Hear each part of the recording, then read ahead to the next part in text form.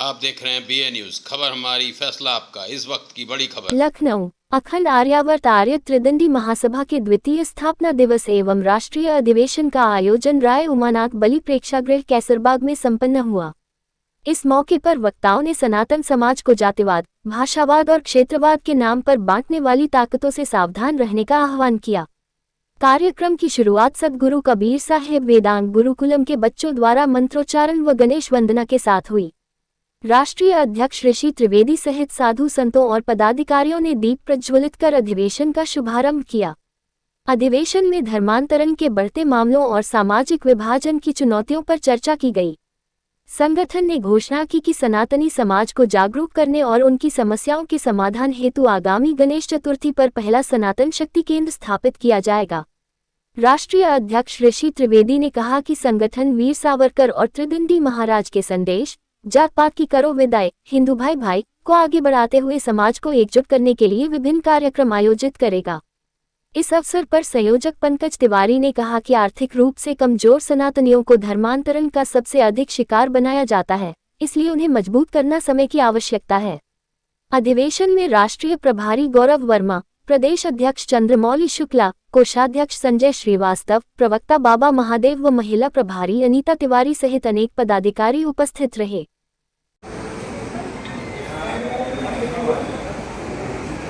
श्री राम तिवारी जी, श्री अरविंद नाथ मिश्रा जी, ये पन्नी का नहीं, पन्नी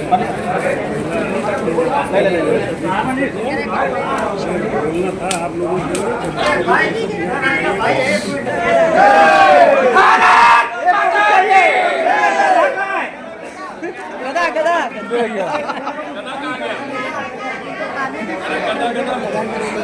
अच्छा इधर देखिए, भैया मोबाइल इधर कर दीजिए, इधर देखिएगा।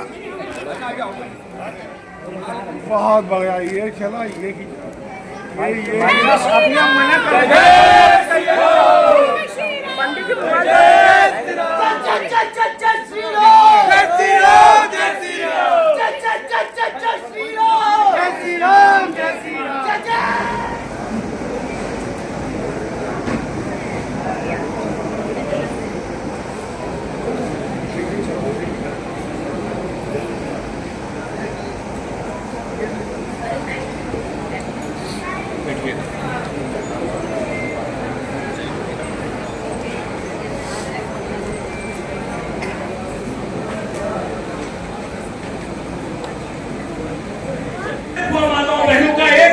बहनों के साथ 50 देहातियों ने रेप किया, कोई नहीं बोला, तब भी पीड़ा है।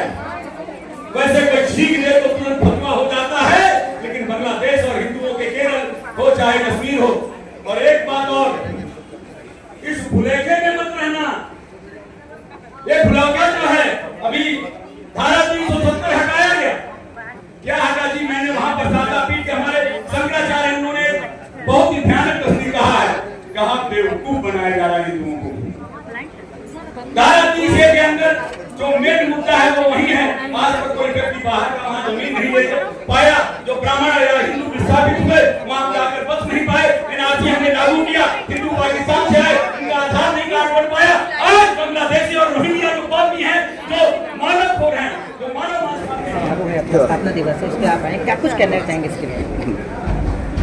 बड़ी पीड़ा है, राष्ट्र आहत है।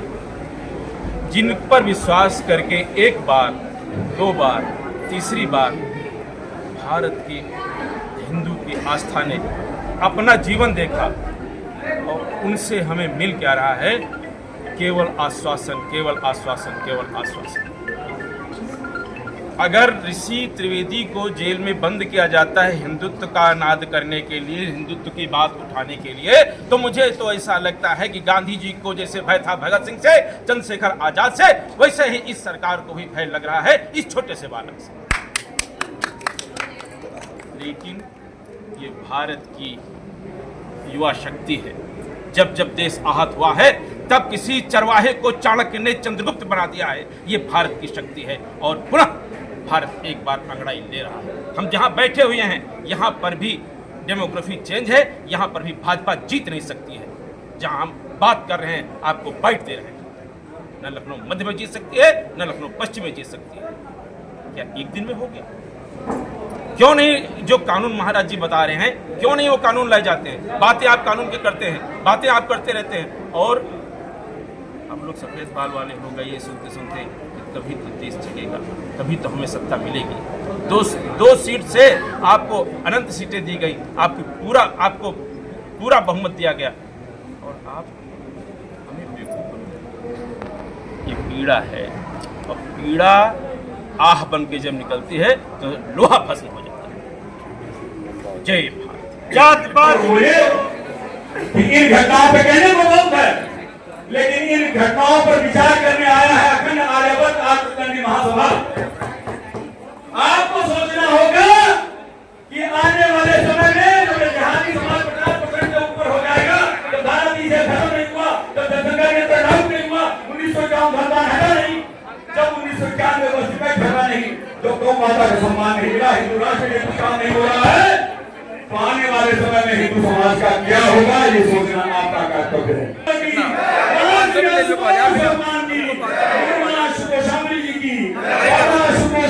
महाराज की, संत कबीरदास जी महाराज की साहेब बंदगी।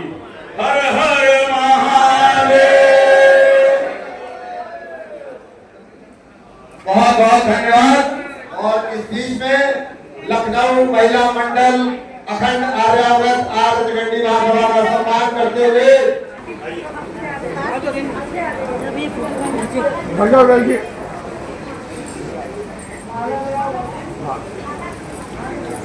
दिव्यांशी शुक्ला जी हमारी नई प्रदेश कार्यकारी अध्यक्षा महिला है और काफी सक्रिय रहती है। रेणु सिंह जी बड़ी समाज सेवी है और जानकीपुरम विस्तार में ये विकास कार्यों में नई गति प्रदान करती है।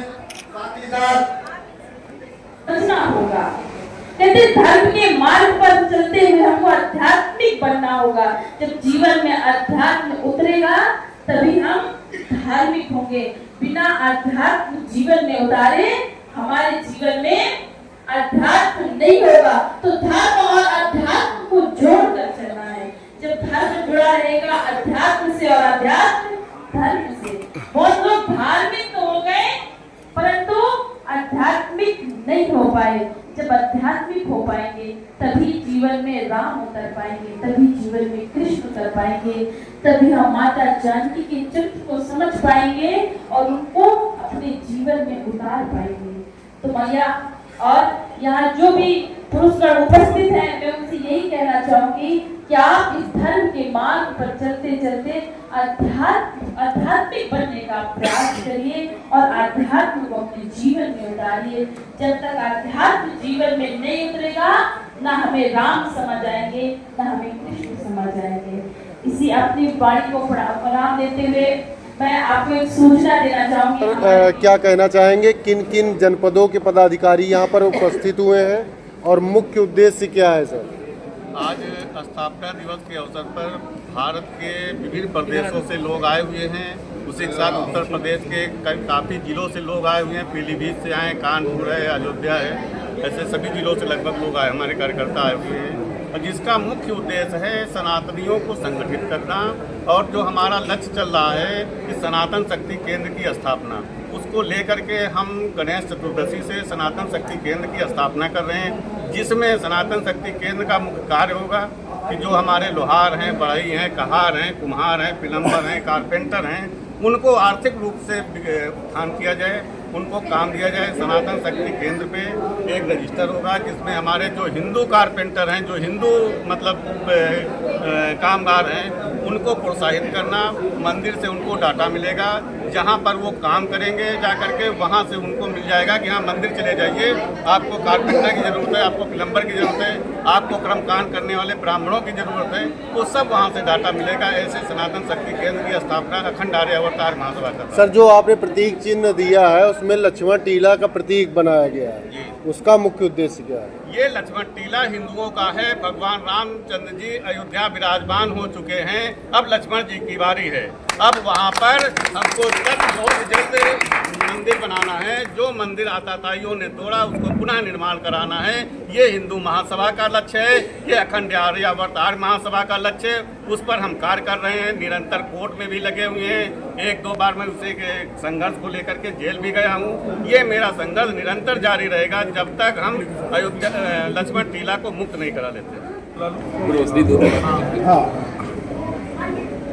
सर, आज के कार्यक्रम के बारे में बताएं। इस द्वितीय स्थापना दिवस एवं राष्ट्रीय अधिवेशन बुलाया गया है, क्या कहना चाहेंगे आज? सबसे बड़ी बात है कि अखंड आर्यवर्त आर्य त्रिदंडी महासभा का जो लक्ष्य है वो हिंदुओं का साथ, हिंदुओं का विकास, हिंदुओं पे विश्वास। इस देश के अंदर जो वर्तमान सरकार है वो हिंदुओं का शोषण कर रही है, हिंदुओं को मूर्ख बना रही है और झूठ बोल रही है। एक भी हिंदुत्व का कार्य ढंग से हो नहीं रहा है, सिर्फ झूठा बोला जा रहा है। हिंदू छला जा रहा है, ठगा जा रहा है। लव जिहाद के अंदर माताओं बहनों का शोषण हो रहा है, हिंदू औरतें बेटियां गायब हो रही हैं, न्याय नहीं मिल रहा है, ना ही उसके लिए सही समाधान हो रहा है, ना ही कुछ सोचा जा रहा है। और जनसंख्या नियंत्रण का असंतुलन हो गया तो एक दिन हिंदू समाज ऐसे ही कटेगा जैसे बांग्लादेश में। वह मंशा है विरोधी समाज की। इसीलिए अखंड आर्यवर्त हिंदू महासभा आज हिंदुत्व के सुरक्षा के लिए, हिंदुत्व के ज्वलंत मुद्दों पे, उनके ऊपर जो आए हुए संकट पे ये विचार करके कैसे उसका समाधान हो, इस पर विचार करने के लिए द्वितीय राष्ट्रीय अधिवेशन और स्थापना दिवस मनाया जा रहा है। धारा 370 सहित कई मुद्दों पे भारतीय जनता पार्टी सफल रही, कहती कि हमने धारा 370 हटा दी। सबसे बड़ा झूठ, सबसे बड़ा झूठ, सबसे बड़ा झूठ। आज तक बताइए कि J&K में कितने विस्थापित हिंदू उनको स्थापित किया गया, कितने लोग बाहर के लोग वहां जमीन पाए? क्योंकि ये सिर्फ बेवकूफ बनाने वाला ये है। जब चुनाव आता है तो पुलवामा हो जाता है, पहलगाम हो जाता है, अनेक चीजें हो जाती है। सिर्फ षड्यंत्र, सिर्फ स्ट्राइक। क्योंकि उसके बाद, उसके पहले, उसके बाद स्ट्राइक नहीं होता, सिर्फ चुनाव के समय में स्ट्राइक होता है। एक बात है स्ट्राइक करिए, लेकिन स्ट्राइक हिंदुत्व के लिए और देश की रक्षा के लिए कीजिए, सिर्फ पार्टी के और विकास के लिए मत कीजिए, पार्टी की छवि के लिए मत कीजिए। सच में हिंदुओं की सुरक्षा हो। मैं पूछना चाहता हूं कि लव जिहाद में मारी गई लड़कियों का क्या हुआ? कमलेश तिवारी को मारा गया, क्या न्याय मिला? कन्हैया लाल को मारा गया, क्या न्याय मिला? हिंदुत्व को न्याय नहीं मिल रहा, सिर्फ धोखा दिया जा रहा है। NRC में जो हिंदू आए पाकिस्तान से, उनका आधार कार्ड नहीं बन गया, लेकिन बांग्लादेश रोहिंग्याओं का कार्ड बन गया। यह है धोखा। बीजेपी सरकार आज इतने 3 साल से 3 बार से कार्यकाल में है, धारा 30 से जो अन्याय पूर्वक है क्यों नहीं हटा? 1951 धर्मदान एक्ट क्यों नहीं हटा? 1991 वर्षिप एक्ट क्यों नहीं खत्म हुआ? और गौ माता को सम्मान क्यों नहीं मिला? और 1947 के अनुसार हिंदू राष्ट्र क्यों नहीं हुआ? और जनसंख्या नियंत्रण क्यों नहीं हो रहा है? क्या आप चाहते हैं बांग्लादेश की स्थिति लाना? बीजेपी सरकार अगर इतनी हिंदूवादी है, जरा एक नेता की बात बताइए कि बांग्लादेश में कट रहे हिंदुओं को गाजर मूली की तरह किसने विरोध किया, किसने एक आवाज उठाई? ये झूठा अपना चेहरा उतार दो, बंद करो हिंदुत्ववादी होना। आप हिंदुत्ववादी नहीं है, आपके ही लोग कहते हैं मेरे मैनिफेस्टो में हिंदुत्व नहीं है, राष्ट्रीयता है, और आरएसएस भी यही। तो हिंदू जाएगा कहां? अरे हिंदू जाएगा अखंड आर्यवर्त आर्य हिंदू महासभा में, और जिसके राष्ट्रीय अध्यक्ष ऋषि त्रिवेदी हैं। जय हिंदू राम, जय हिंदू राम, जय हिंदू राम। आर्य त्रिदंडी महासभा का आज ये कार्यक्रम है, द्वितीय स्थापना दिवस और राष्ट्रीय अधिवेशन। पूरा परिचय देते हुए आज के कार्यक्रम के बारे में बताएं आप जी। अयोध्या धाम से, और हम राम का प्रचार प्रसार करने में लगे हुए हैं। राम को प्रकट दे, श्रीमद् भागवत को प्रकट दे और श्री महापुराण करते। और अयोध्या जी में हमारी शिक्षा हुई है, वहाँ से हमने पढ़ाई की है। और अभी हमारा आगामी कार्यक्रम है 9 सितंबर से 9 सितंबर 2025, और लखनऊ में 9 सितंबर से 17 सितंबर तक हमारी आगामी कथा है श्री राम कथा। और सुभद्रा.me चैनल पर लाइव कथा होगी, सुभद्रा कृष्णा फेसबुक चैनल पर कथा लाइव रहेगी। बाबू जी के मत बनाओ यार, बोल रहा हूँ यार, कॉपीराइट है। ये कहाँ से है? इसके बारे में क्या है? आज द्वितीय राष्ट्रीय अधिवेशन है, जिसका मुख्य लक्ष्य है सनातनियों को संगठित करना और हिंदू राष्ट्र के लिए सभी को जागरूक करना। और जो हमारा सनातन शक्ति केंद्र की जो हम लोग स्थापना करने जा रहे हैं, उस सनातन शक्ति केंद्र के लिए सभी को प्रोत्साहित करना, इसी के लक्ष्य को साधते हुए हम लोगों ने कार्यक्रम किया है, जिसका मुख्य उद्देश्य है कि हम गणेश चतुर्दशी से सनातन शक्ति केंद्रों की स्थापना करेंगे, जिसका मुख्य लक्ष्य होगा जो हमारे कुम्हार हैं, कहार हैं, जो मतलब इस जात के लोग हैं, जो मतलब कारपेंटर है, बढ़ई है, एसी बनाने वाला मैकेनिक है, गाड़ी बनाने वाला मैकेनिक है, इन सब का वो कैसे विकास किया जाए, क्योंकि इन कामों को मलच्छ लोगों ने, यवन लोगों ने घेर लिया है, मुस्लिम लोगों ने ले लिया है, उनको उनके ऊपर कैसे इनको उठाया जाए, कैसे इस समाज को ऊपर लाया जाए, इसके लिए हम लोग सनातन शक्ति केंद्र की स्थापना कर रहे हैं, जो कि हमें जो भी मंदिर हैं वो केंद्र होंगे, मंदिर पर सभी कामगारों का डाटा होगा और वहाँ से किसी की भी आवश्यकता होती है किसी भी कामगार की, तो वहाँ से आपको उनका सूची मिलेगी, उनका डाटा मिलेगा। सर, आज अधिवेशन में कितने लोग शामिल हुए? हजारों की संख्या में, तो आप देख ही रहे हैं कि पूरा खचाखच भरा हुआ है। इतनी बरसात होने के बाद भी काफ़ी की संख्या में लोग आए हुए हैं। मैं सभी का आपके चैनल के माध्यम से बहुत बहुत धन्यवाद देता हूं कि इतनी बारिश के बाद भी इतने लोग आए, मैं सभी का आभार प्रकट करता हूँ। उमा ग्रुप ऑफ कंपनी का डायरेक्टर हूँ और राष्ट्रीय स्वयंसेवक संघ का प्रचारक भी हूँ। 9 सितंबर, आगामी 9 सितंबर दिन मंगलवार 2025 से 17 सितंबर दिन बुधवार 2025 तक समय 3 बजे से सायं 3 बजे सायं से 7 बजे सायं तक श्री राम कथा महोत्सव का कार्यक्रम बजरंग चौराहा, जरहरा रोड, अमराई गांव, मुंशीपुलिया, लखनऊ में आयोजित है। यह श्री राम कथा महोत्सव अंतर्राष्ट्रीय कथावाचक हमारी सुश्री सुभद्रा कृष्णा जी के मुखार बिंदु से होगा। हमारी सभी सनातनियों प्रेमियों से विनती है, आप इस कार्यक्रम को सफल बनाने के लिए और भगवान श्री रामचंद्र जी की कृपा प्राप्त करने के लिए इस कथा में अधिक से अधिक सहयोग करें और अधिक से अधिक श्रवण करने के लिए पधारें। 9 सितंबर को सुबह 9 बजे से कलश यात्रा का कार्यक्रम रखा गया है और इस कलश यात्रा में महाराष्ट्र, गुजरात, अयोध्या, वृंदावन, बिहार, झारखंड के व उसके अलावा भी अन्य प्रदेशों से बड़े बड़े संत महात्मा और धार्मिक प्रवृत्ति के सनातनी भाई बंधु महंत आएंगे। इसलिए आप लोग इस कथा में अधिक से अधिक आने की कृपा करें। सर, आज जो द्वितीय स्थापना दिवस राष्ट्रीय अधिवेशन में आपको सम्मानित किया गया है और कार्यक्रम के बारे में क्या कहना चाहेंगे?